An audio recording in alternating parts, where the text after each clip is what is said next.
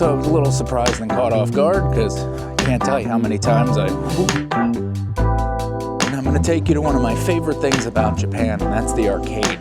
But everything's here. You got restaurants, you got hotels. Is that this city has a lot of nature in it. So you have Odori Park, where I'm including photos and video. Rental prices there, at least to somebody who's not from the area, sounds pretty damn good to me.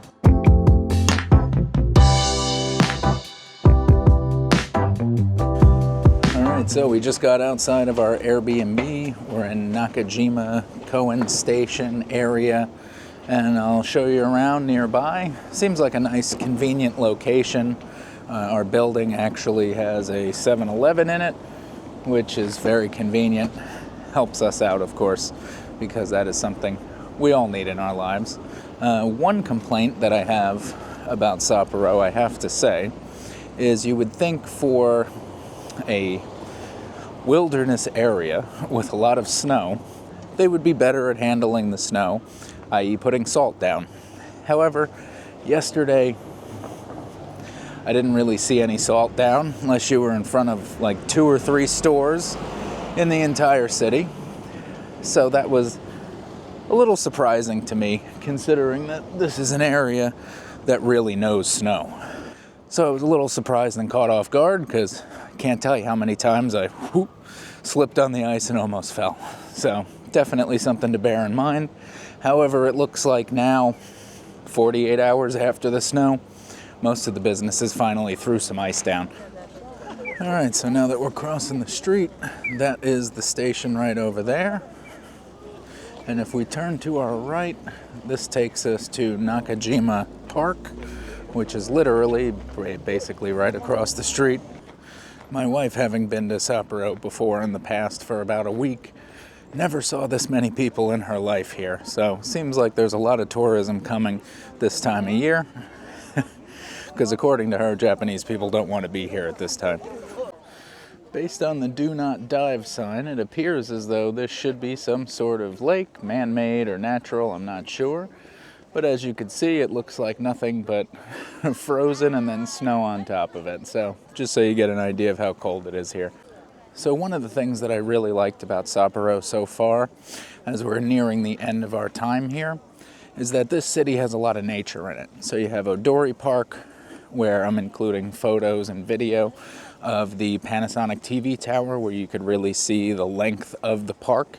Basically runs through one of the main roads here in Sapporo, and it's pretty much all nature. Of course, it's hard to tell this time of year. As somebody who absolutely loves nature and also a little bit of an active lifestyle, I think this is a good blend of the two. And I'm going to take you to one of my favorite things about Japan, and that's the arcade. Now, from the park, it's about a 12-minute walk. So as you can see, Nakajima Station and the area where our Airbnb was, very convenient location. Seems to be family friendly, and rental prices there, at least to somebody who's not from the area, sounds pretty damn good to me.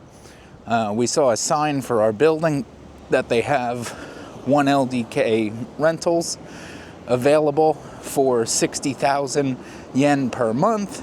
That works out to probably somewhere around $400 a month. Now, a 1 LDK is what they would basically refer to as a 1-bedroom apartment. LDK stands for living, dining, kitchen. In that building, I'm not really sure I would consider it a 1-bedroom. It's kind of like 2 small sliding doors that separate with a really thin wall from the living room. To me, a bedroom really consists of something that's a little more private. You know, you could at least lock the door, so to speak. But, of course, you know, the standards as you go throughout the world are a little different. So definitely something to keep in mind. But to be in a convenient location in a major city and get a 1-bedroom apartment, basically, for about $400 a month and have access to all these modern first world amenities, incredible. I think it's such a great value. And my wife and I actually went and looked at an investment property while we were here, and it was a little further outside of town. I would say about 25 minutes away. And that one was a 10-unit apartment complex, all 1 LDKs, although the one aspect in the LDK even looser than the other one. This one was really like a studio with a loft, basically. So you had to climb up a little step ladder to access where you would sleep. There's no door or anything. It's maybe 2.5, 3 feet tall. But hey, while we're walking, I want to show you, we're getting close to the billboards. I know I'm going to save it for the end when it's nice and dark out, but just to give you a little glimpse of what it looks like there across the street. Beautiful billboards. As you can see, we're getting into busier town life, and it's really starting to pick up a little bit of hustle and bustle. I like it. To me, I'm really not a fan of big city, overcrowded, Shibuya Station-like areas in Tokyo. I think it's way, way too much. I like people, but not that much. And here, it seems to be a perfect blend between an active, modern city, but not too many people, even with a population of 2 million or whatever. So I think it's technically a little bigger than Philly, but anyway, it doesn't feel like it, and that's what I really like.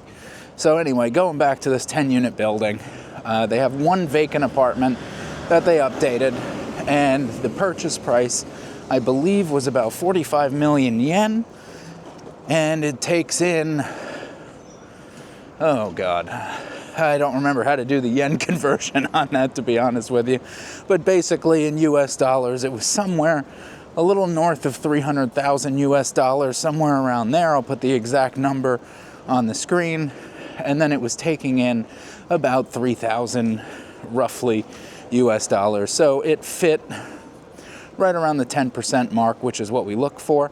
It's pretty convenient, right next to a private school. Nice area, definitely seems like something that could be interesting. The only problem, of course, is the layout. You know, they're tiny, totally fine, people are used to that. But having to climb that rinky-dink little ladder to get up to where your bed is, that's a little concerning, especially in an area that has an aging population. I would definitely expect a senior community to not be interested in that. Although, fun fact, actually, they've had a tenant in there since 2001. So you got a 24-year tenant in there. I'm assuming they're a little older now, but who knows? It's interesting. My guess, and I have no idea, is that the older clientele probably wouldn't climb up there to sleep. They'd just use it as storage and have some kind of Castro convertible or futon or something like that that they just make for their sleeping arrangements when it's time. All right, that's a quick spoiler. I'm not going to ruin the whole thing for you. You got to stay around until the end to see this at night because it's absolutely gorgeous. And instead, I'd rather talk about if this seems like a good option. So as you'll remember, the last time on our tour to escape the Matrix, sorry for the loud music, hopefully the copyright strikes don't take me down, but we were in Malaysia and we were looking at properties over there, and they didn't really have anything that was good as an investment. Now the main difference between them, Malaysia obviously is a hell of a lot warmer. We literally go from tropical sun weather to like Russian winters, which is only something my wife and I would be crazy enough to do. But it didn't seem like it was a good area to invest. And I've known about Sapporo for a while, and I've known that it's a good investment area. And I actually think one of the reasons is because tourism is becoming so popular here. So with that becoming true, yes, it's cold, but you do have that added benefit of not just Japanese people being interested in living here. So from an investment perspective, Sapporo is definitely 1,000 times better. All the buildings we were looking at were somewhere in the 10% range return, as opposed to Malaysia, where about 4% return. In terms of living, I will say it's going to be difficult for my wife. I personally absolutely freaking love it here. This is my dream location. I don't know if it's my dream place, but certainly the idea of a city surrounded by nature is just absolutely, positively breathtaking for me. Guess I gotta wait for the train. Here, check it out.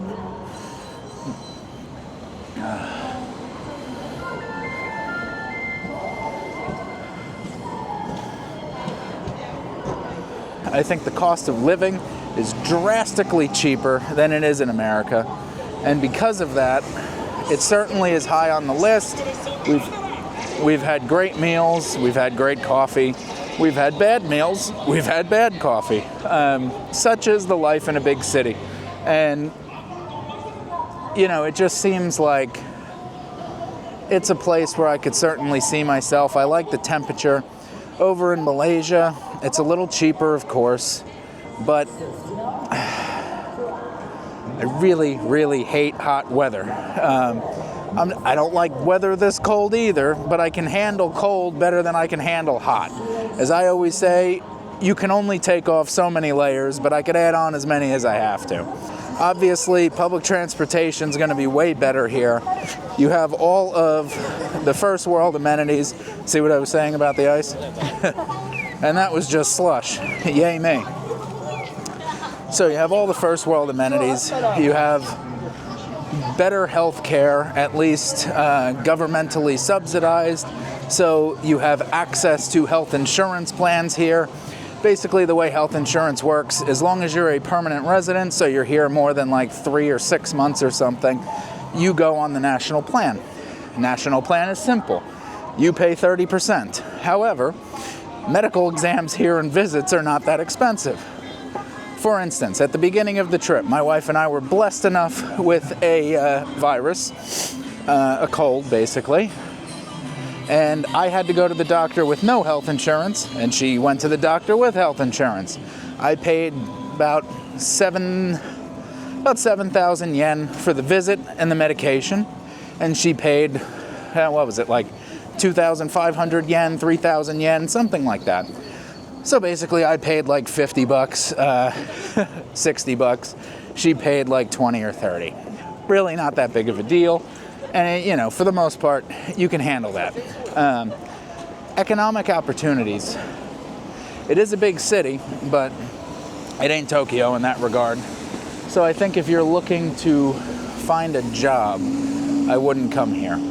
If you are someone who has income from America, especially now, because the yen is not doing as well as it should, now might be a good time to make the move, especially if you could purchase something while the yen is weak, because then you also have the upside potential. We're about to get here at the arcade, and I can't wait to show you. So come on, let's check it out. All right, so we're walking up to the arcade. It's pretty much split right down the middle. You have the, we'll say, Team Dotor and Team Nanairo. I don't know. Let's go left. A little easier. See what they got. I really first discovered this when we went to Hiroshima, and part of the reason Hiroshima became my new favorite place was because of the arcade. But everything's here. You got restaurants, you got hotels, you got small shops, big shops, drugstores, whatever you need, everything is here. I love this enclosure. It just kind of brings everything in, gives you that downtown feel. It's busy. It's not overwhelming. Same thing in Hiroshima. The work is done. The sun is starting to set. And boy, oh boy, the lights are coming out and it's getting beautiful.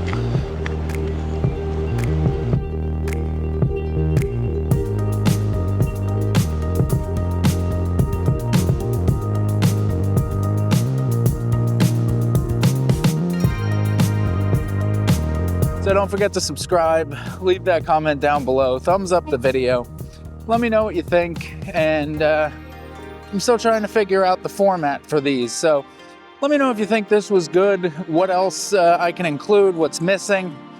You know, again, compared to Malaysia, I think Sapporo is cheaper for rent, but more expensive for food.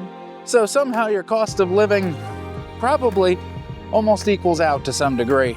But I think if they are equally priced, I like it here a little better anyway, so that's okay with me.